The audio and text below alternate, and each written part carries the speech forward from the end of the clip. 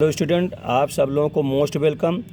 आज के video class में हम आप लोगों को फॉर टीजीटी, पीजीटी, एनडीए एवं अदर कम्पिटिटिव एग्ज़ाम में आने वाले इम्पॉर्टेंट ऑब्जेक्टिव मैथमेटिक्स के क्वेश्चन बताने जा रहे हैं, जो प्रीवियस ईयर के इम्पॉर्टेंट क्वेश्चन होंगे। इसके पिछले वीडियो में हम पार्ट 1 में 1 से 10 क्वेश्चन बताए थे। आज हम 11 से लेकर के 20 क्वेश्चन तक बताएंगे। इसे हम बिल्कुल इजी वे में बताएंगे, जिसे आप विदिन 10 सेकंड या 15 सेकंड में आप लोग कर लेंगे। इसे ध्यानपूर्वक समझें। पहला क्वेश्चन है 11th नंबर का क्वेश्चन है। ये पार्ट हमारा 2 होगा, ध्यान दीजिए। Part number 2।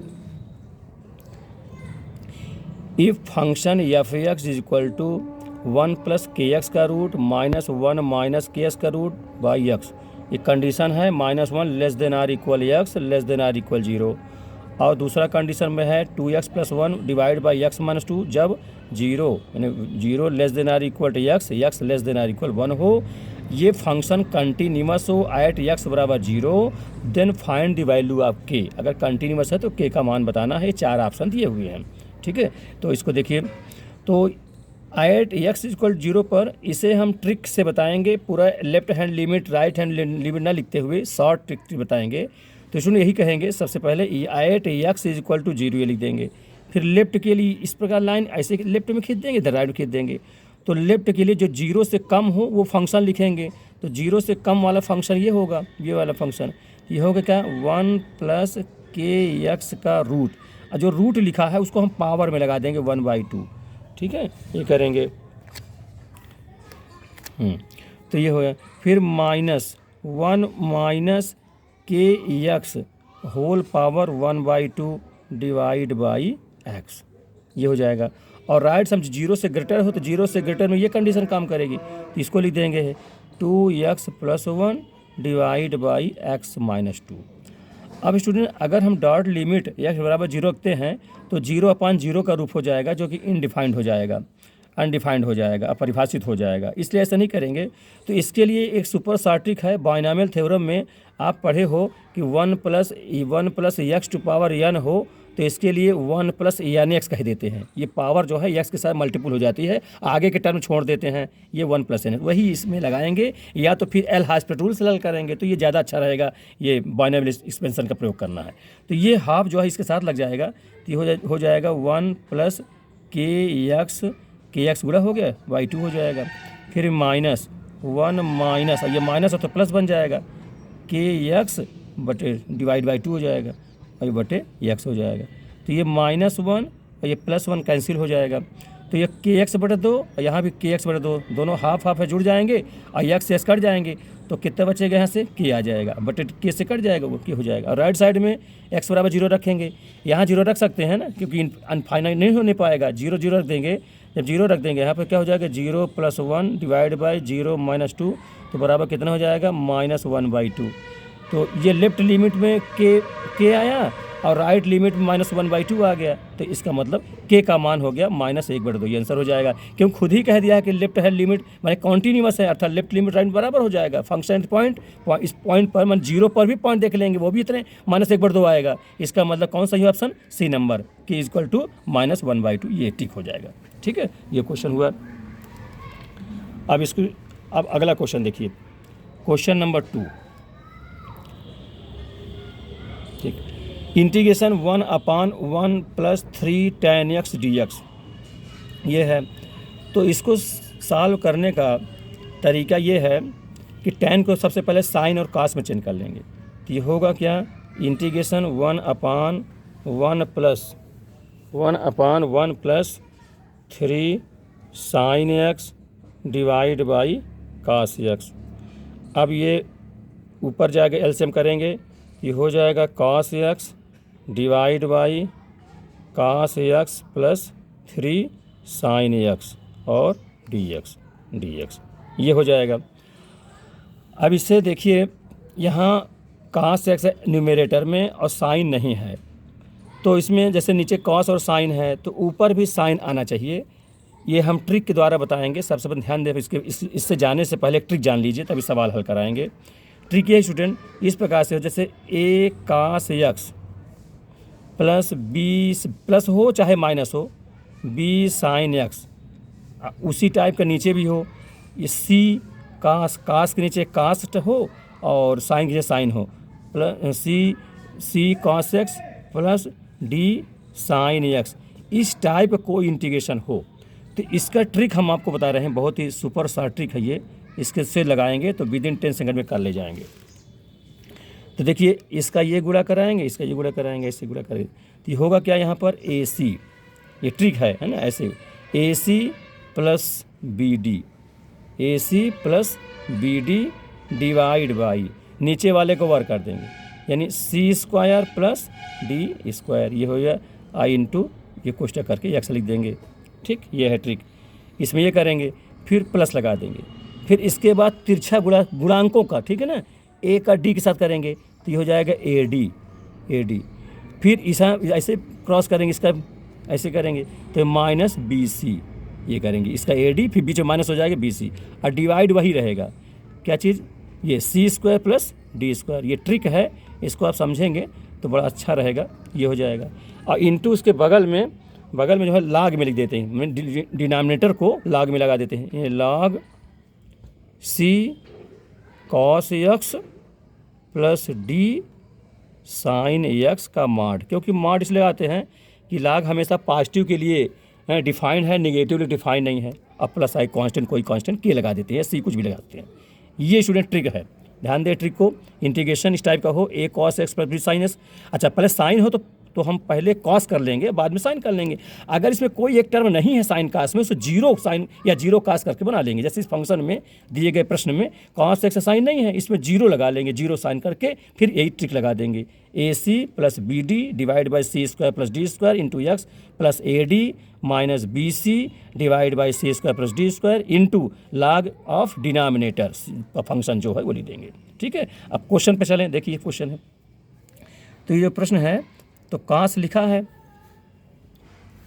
ठीक है, ये जो कास लिखा है इसको हम लिखते चल रहे हैं, कास एक्स, और साइन नहीं है तो जीरो साइन एक्स कर लेते, ठीक, डिवाइड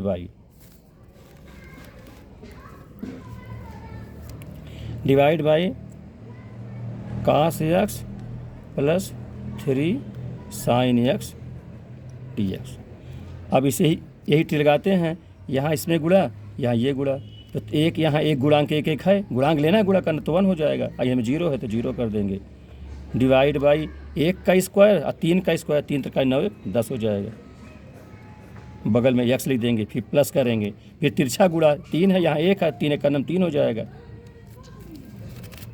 ये 3 1 3 जाएगा, ये इसका जीरो से करेंगे तो माने जीरो हो जाएगा, डिवाइड बाई वही 3 3 9 1 1 1 तो 3 1 9 1 10, ये हो जाएगा, ये हो गया, इनटू लॉग ऑफ, लॉग कर देंगे कितना, जो डिनोमिनेटर में हो फंक्शन कास एक्स प्लस 3 साइन एक्स, इसको मॉड में कर देंगे, प्लस कोई कांस्टेंट सी जोड़ देंगे।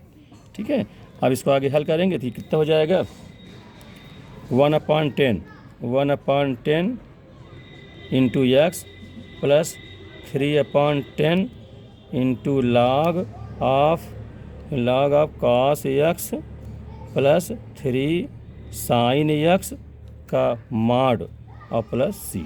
ठीक है स्टूडेंट, ये आंसर हो गया, इसको आप लोग समझ लें, ये है ट्रिक।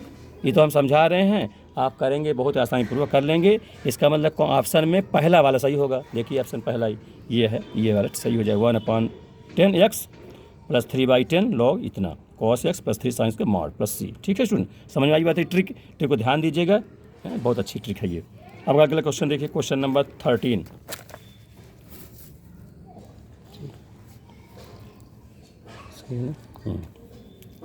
यदि एक संख्या x संख्याओं 1 2 3 में से चुनी जाती है और एक संख्या y संख्याओं 1 4 9 में से चुनी जाती है, तो probability x y less than 9 का मान क्या होगा। प्रायिकता बताना, ये प्रायिकता क्वेश्चन है। x y माने में x y का मल्टीपुल जो कि 9 से कम हो। तो स्टूडेंट समझिए, एक संख्या जो x है वो 1 2 3 से चुनी जा रही है, मतलब जो x है वो किससे ली जा रही है, 1 2 3 से ली जा रही है, और एक संख्या जो y है वो किससे ली जा रही है, वो ली जा रही है 1 4 और 9 से ली जा रही है। ठीक है, ये संख्या इससे, तो हम इसमें से x y निकाल लें, तो क्योंकि एक्स वाई मतलब एक्स गुणते वाई, तो एक्स वाई निकालें। तो स्टूडेंट एक्स वाई मतलब एक्स का वाई से गुणा कराएंगे। अब देखिए पहले एक्स को लेंगे तो एक्स को एक एलिमेंट लेकर के वाई के सब से गुणा कर डालेंगे, ऐसे फिर एक्स के दूसरा एलिमेंट लेंगे सब से गुणा कराएंगे, ऐसे तीसरा। कितने कंडीशन बन सकती है जिनका गुणन 9 से कम होगा, उससे प्रोबेबिलिटी निकलेगी, है ना। और total number of E divide by total number of S से डिवाइड करके निकाल देंगे। तो देखिए पहले करते एक्स का एक में करेंगे, एक हो जाएगा।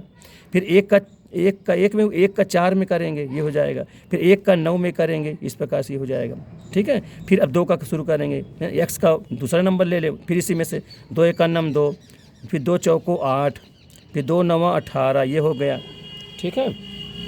फिर 3 को लेंगे, 3 एक का नम 3, तो 3 चौको 12 और 3 नवा 27, ये हुआ एक्स वाई का मल्टीपुल। इतने कंडीशन नंबर ऑफ यस हुआ, इसको हम क्या कहेंगे, ये हमारा टोटल नंबर ऑफ यस हो जाएगा, ठीक है। नंबर ऑफ यस ये हो कितने, 3 3 6 3 9, ये हो जाएंगे। अब स्टूडेंट इसमें वो एलिमेंट लेना है जो कि 9 से कम हो। तो ये 1 4 2 8 3 में इतने एलिमेंट हैं, ये जो एलिमेंट हैं ये हमारे 9 से कम है, उसकी प्रायिकता बताना है। तो इसका मतलब नंबर ऑफ ई ये हो जाए, कितना हो जाएगा, नंबर ऑफ 5 होगा। और नंबर ऑफ यस ये कितना होगा, ये टोटल 9 है, टोटल 9 इवेंट है कुल मिला करके, तो ये हो जाएगा 9। इसलिए प्रोबेबिलिटी आप जानते हो, probability P is equal to number of E, माने घटित होने वाली घटना या favourable event divide by total event, कुल घटना, number of E divide by number of S. तो नंबर ऑफ ई कितना है, नंबर 5 है और कुल घटना 9 है, तो इस प्रकार से 5/9 ये इसका आंसर हो गया। ये पहला आंसर सही हो गया, ठीक है। समझ में आ गया, इस प्रकार से करना है, एक्स वाई का मल्टीपुल करते हैं और इस प्रकार से जो कंडीशन कर लेते हैं। अब अगला क्वेश्चन देखिए, क्वेश्चन नंबर 14, संख्याएं 3 5 5 7 7 7 9 9 9 9 में से एक संख्या चुनी जानी है।